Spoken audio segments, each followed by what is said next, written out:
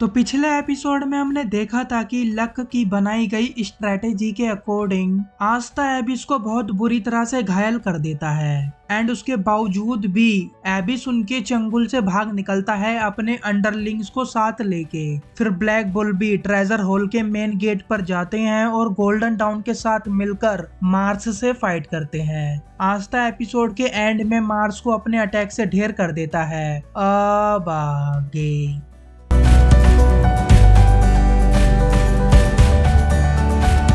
उनके बीच में काफी अच्छी फाइट होती है जिसको आप लोग बिल्कुल भी मिस मत करना। और जिन्होंने पिछला एपिसोड नहीं देखा हो तो जरूर देख लेना। ये फाइट आगे के कुछ 2 एपिसोड तक और चलेगी। और जिसने अभी तक चैनल को सब्सक्राइब नहीं किया है तो अभी कौन सी आफत आ रही है, एपिसोड को देखने के बाद आराम से तसल्ली से कर लेना। लास्ट एपिसोड में आस्था ने मार्स को घायल कर दिया था अपने अटैक से और वो बेहोश हो जाता है। क्लाउस अपने मैजिक से उसको बांध देता है। आस्था बोलता है क्या इतना काफी है इसको रोकने के लिए? तो क्लाउस बोलता है मेरा मैजिक इतना भी कमजोर नहीं है कि एक इंजर्ड बंदा मेरे मैजिक को तोड़ सके, प्लस उसकी ग्रिमोयर मेरे पास है। आस्था बोलता ठीक है लो ये जड़ी बूटी खाओ। क्लाउस मना कर देता है। आस्था किसी पौधे की पत्तियां खा रहा होता है हीलिंग के लिए। वो यूनो से भी पूछता है पर यूनो मना कर देता है। मिमोसा बहुत खुश होती है कि सब लोग ठीक हैं। नोएल बोलती है क्या तुम ठीक हो? वो बोलती है हाँ मैंने अपने मैजिक से खुद को हील कर लिया। और वो नोएल से थैंक यू बोलती है उसको प्रोटेक्ट करने के लिए। नोएल बोलती है मैंने कुछ नहीं किया, तुम हेल्पलेस थी इसलिए मैं तुमको अकेले कैसे छोड़ सकती थी। नोएल अब आस्था को बोलती है आस्था तुम अपने कपड़े का कुछ करोगे या नहीं? ऐसे ही बिना कपड़े के खड़े हो। आस्था बोलता है इसमें मैं क्या कर सकता हूँ भाई, पर 1 मिनट रुको, कपड़े मेरे फटे हैं, नंगा मैं खड़ा हूँ, ब्लशिंग तुम क्यों कर रही हो?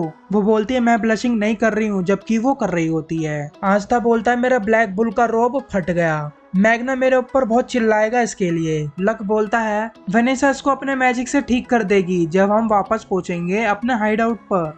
क्लाउस अपने मन में बहुत ही शर्मिंदा फील कर रहा होता है कि उनको ब्लैक बुल ने बचाया। फिर वो बोलता है क्योंकि गोल्डन टाउन सबसे पहले इधर ट्रेजर होल तक पहुंची तो हम ये कंपटीशन जीते, पर तुम हमको ट्रेजर होल तक कंपनी दे सकते हो। आस्था बोलने लगता है तुम कितने घमंडी हो बे। दोनों की इसी बात पर बहस होने लगती है। फिर अंत में वो दोनों ही मान जाते हैं एक साथ खजाना कक्ष यानी कि ट्रेजर रूम में एंटर करने के लिए एज अ क्लोवर किंगडम के मैजिक नाइट। अब प्रॉब्लम ये आती है कि वो लोग खजाना कक्ष के अंदर जाएं कैसे। क्लाउस को लगता है कि इधर कोई हिडन कोड होगा छुपा हुआ जिससे वो गेट खोल सकेंगे।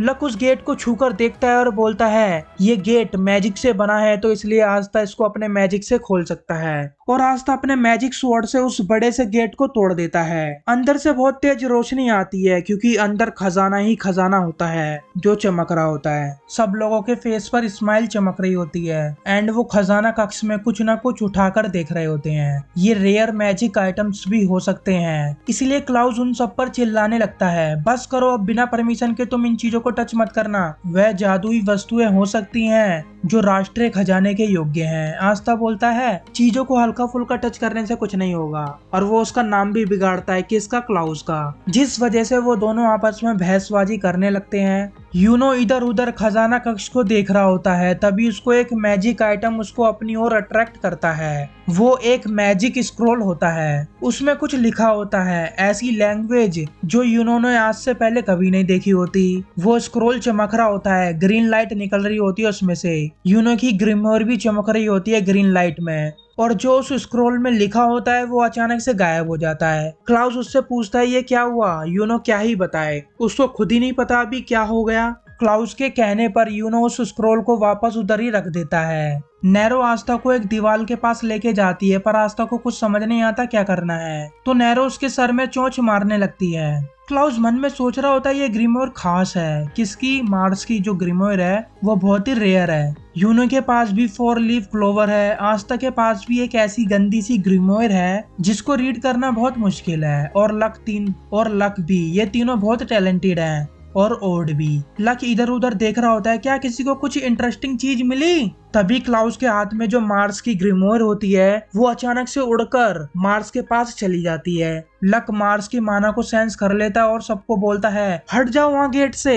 मार्स गेट को तोड़ते हुए अंदर आता है और स्पीड में यूनो, लक एंड क्लाउस को अपने मैजिक में जकड़ लेता है। क्लाउस को यकीन नहीं हो रहा होता, ये इम्पॉसिबल है, इसने इतनी जल्दी मेरे बाइंडिंग मैजिक से कैसे बाहर निकल गया, और ये हील कहाँ से हो गया इतनी जल्दी। वो देखता है कि मार्स अपने आप को फ्लेम मैजिक से खुद को ही हील कर रहा है, बट ये कैसे पॉसिबल है। हर किसी के पास सिर्फ एक ही मैजिक एट्रीब्यूट होता है, जैसे 4 बेसिक मैजिक एट्रीब्यूट हैं, fire, wind, water and earth, और सारे एट्रीब्यूट अलग अलग तरह से काम करते हैं। लाइक फायर विंड के अगेंस्ट स्ट्रॉन्ग होता है, तो वहीं वाटर के अगेंस्ट वीक होता है। प्रत्येक तत्व के बीच संगतता है और हर एक बंदा एक ही तरह का मैजिक कर सकता है। जैसे अगर किसी के पास फायर मैजिक है तो वो फायर मैजिक ही कर पाएगा, बाकी के नहीं। पर मार्स उन लोगों को गलत ठहराकर अलग अलग तरह के 2 मैजिक यूज कर रहा है। ये तो इम्पॉसिबल है कि वो अपने आप को हील भी कर पा रहा है। क्या ये उन जेम्स यानी कि मैजिक स्टोन की वजह से है जो उसके फोरहेड में लगे हुए हैं? क्या यही वो उन एक्सपेरिमेंट का नतीजा है? ये सारी बात जो मैंने बताई है ये क्लाउस का पॉइंट ऑफ व्यू से चल रही है।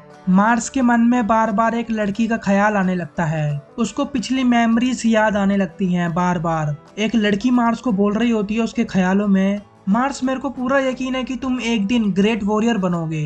एंड उसके बाद वो सॉरी बोलते हुए मार्स को मारने की कोशिश करती है। नोएल सोचती है अगर मैं मार्स की वो आग बुझा दूं अपने मैजिक से तो शायद काम बन जाए, पर मार्स उसके अटैक करने से पहले ही उसको अपने अटैक से ढेर कर देता है, जिसको देखकर आस्था बहुत गुस्से में आ जाता है और मार्स की तरफ तेजी से दौड़ता हुआ जाता है। तुम्हारी हिम्मत कैसे हुई मेरे दोस्त पर ऐसे अटैक करने की? अब मार्स को आस्था की स्पेशलिटी के बारे में पता लग गया है कि वो किसी भी मैजिक को कट कर सकता है, बट अगर वो अपने अटैक इतनी तेजी से करे कि आस्था अपनी मैजिक स्वॉर्ड से उनको कट ही ना कर पाए तो वो आस्था को शायद हरा सके। और मार्स यही करता है, वो अपने अटैक बहुत स्पीड में करता है, जिसको डॉज करना आस्था के लिए बहुत मुश्किल हो जाता है। वो आस्था को अपने अटैक से उठा के फेंक देता है। आस्था लुढ़कते हुए उसी जगह पर गिरता है जहां नैरो उसको जाने के लिए बोल रही थी। आस्था की दोस्ती भरी बातों से मार्स को बार बार एक लड़की का ख्याल आने लगता है, जिससे वो और ज्यादा गुस्से में आ जाता है और आस्था की ओर बढ़ रहा होता है उसको मारने के लिए।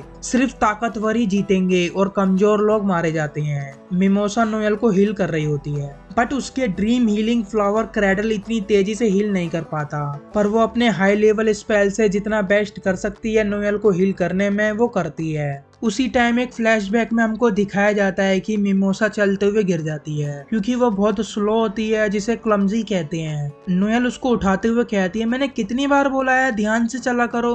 फिर एक और सीन दिखाया जाता है जिसमें मिमोसा एक बंदे का हाथ हील करती है, जिसके लिए लोग उसकी तारीफ भी कर रहे होते हैं। इतनी सी एज में ये इस टाइप का हीलिंग मैजिक कर सकती है। रॉयल मैजिक के साथ तो ये एक दिन एक ऐसी हीलर बनेगी जो हर एक इंजरी को हील कर देगी। यहाँ मिमोसा की तारीफ हो रही होती है तो दूसरी तरफ वो लोग नोएल की बुराई कर रहे होते हैं। हाउस ऑफ सिल्वा की दूसरी बेटी अपना खुद का ही मैजिक कंट्रोल नहीं कर पाती, जबकि वो डेली प्रैक्टिस करती है।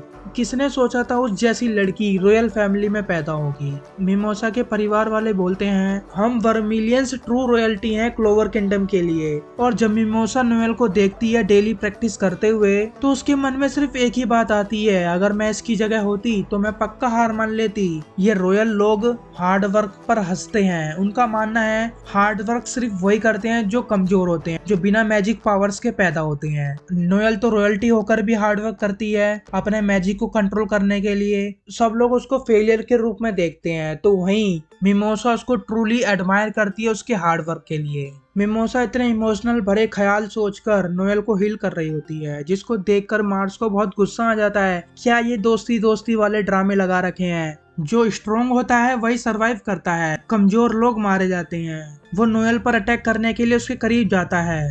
लक, क्लाउस एंड यूनो तीनों ही एक ही चीज सोच रहे होते हैं, अगर मैं अपनी ग्रिमोर यूज कर पाता तो मैं इनको बचा लेता। तभी आस्था की आंख खुलती है, उसको भी समझ आ जाता है कि मेरी बड़ी सी और हैवी तलवार से बहुत मुश्किल हो रही है मार्स के अटैक की स्पीड को बीट करने के लिए। उसने अपना फाइटिंग स्टाइल चेंज कर लिया आस्था से काउंटर करने के लिए। आस्था को भी कुछ करना होगा उससे फाइट करने के लिए, वरना नोएल एंड मिमोसा को कैसे बचाएगा वो। तभी नैरो एक स्वॉर्ड पर आकर बैठ जाती है जो आस्था के बगल में पड़ी होती है, एक नई स्वॉर्ड जो कि साइज में आस्था की स्वॉर्ड से थोड़ी सी छोटी होती है। मार्स नोएल एंड मिमोसा पर अटैक कर देता है, ये कहते हुए कि स्ट्रॉन्ग ही सरवाइव कर पाते हैं एंड वीक डिजर्व डेथ। वो अटैक उनको लगता उससे पहले ही आस्था उनको बचा लेता है। मार्स चौंक जाता है, ये न्यू स्वॉर्ड कहाँ से आ गई। अब आस्था मार्स की तरफ तेजी से बढ़ता है और मार्स भी तेजी से उस पर अटैक करता है। आस्था उनको अपनी तलवार से रोकते हुए मार्स पर अटैक कर देता है और उसका राइट शोल्डर को कट कर देता है, बट मार्स अपने फ्लेम रिकवरी मैजिक से उन वुंड को इंस्टेंटली रिकवर कर लेता है, यानी कि हील कर लेता है। मार्स आस्था को अपने अटैक से पीछे ढकेल देता है। आस्था सोच में पड़ जाता है, अब मैं क्या करूं। उसके पास तो फ्लेम रिकवरी मैजिक भी है, वो हील कर लेता है अपने आप को ही। तभी नोएल की आंख खुलती है, वो उठने की कोशिश करती है और आस्था से बोलती है, सुनो स्टूपिड आस्था, मैं रॉयल्टी हूँ और तुम पहले ऐसे कॉमनर हो जिसको मैंने एक्नॉलेज किया है, तो जब तक उसको हराना दो, हार मत मानना। अचानक से आस्था की स्वॉर्ड में वाटर मैजिक का पावर आ जाता है। दूसरे शब्दों में बोलूं तो नोएल का मैजिक आस्था की स्वॉर्ड में आ जाता है। वो बोलता है, ठीक है, मैं हम दोनों की तरफ से कुछ ही अटैक में उसको ढेर कर दूंगा। मार्स बोलता है, हार मान लो, मैं उस लड़की को मार दूंगा, मैं कमजोर लोगों को मारने के लिए ही बना हूं। तो आस्था बोलता है, ओ अच्छा, मेरे होते हुए ऐसा नहीं होने वाला। आस्था अपने अटैक से मार्स को ढेर कर देता है। सब उसको देखकर दंग रह जाते हैं, वाओ, ये कैसे किया इसने, ये क्या था। क्लाउस मन में सोचता है, अभी क्या हुआ, आस्था के पास कोई भी मैजिक नहीं था तो वो स्वॉर्ड क्या चीज है। लक सोचता है कि एक वाटर मैजिक अटैक, क्या आस्था ने नोएल का मैजिक बोरो किया। आस्था बोलता है, पता नहीं मैंने ये कैसे किया, बस कर दिया। तभी वो देखता है कि उसके पेट में एक ब्लेड घुस गया है। आस्था के मुंह से खून आता है और वो बेहोश हो जाता है। तो दोस्तों, आज का एपिसोड यहीं समाप्त होता है। इतने दिन से वीडियोस नहीं आ रहे थे तो मैं आपकी जानकारी के लिए बता दूं, मैं बहुत ज़्यादा बीमार हूं, अभी भी हूं, पर अभी थोड़ा तबीयत ऐसा रहा है कि आराम से बैठ पा रहा हूं, सो पा रहा हूं, तो सोचा मैं एक वीडियो ही बना देता हूं। काफ़ी दिन हो गए हैं। आपको मेरी आवाज़ से भी पता लग रहा होगा, थोड़ी चेंजेस होगी मेरी आवाज़ में, क्यों मैं बीमार हूँ यार, अब क्या ही कर सकते हैं। तो मैं अब यही आशा करता हूँ कि मैं जल्दी से ठीक हो जाऊँ और रेगुलर वीडियोस बनाऊँ। मैंने एक बार अनाउंसमेंट किया था कि मैं एनिमे के रिव्यूज़ करूँगा, तो इतने लंबे टाइम से मैंने उस पर भी वीडियोस नहीं बनाए हैं, तो अभी एक और वीडियो मैं ड्रॉप करने वाला हूँ कुछ ही घंटों में, तो उसको भी देख लेना। एक एनिमेटेड मूवी को रिकमेंड करते हुए, मतलब कि मैं उसका रिव्यू ही करूँगा, तो देख लेना, लाइक करो, सब्सक्राइब करो। जय हिंद, अगले वीडियो में मिलेंगे।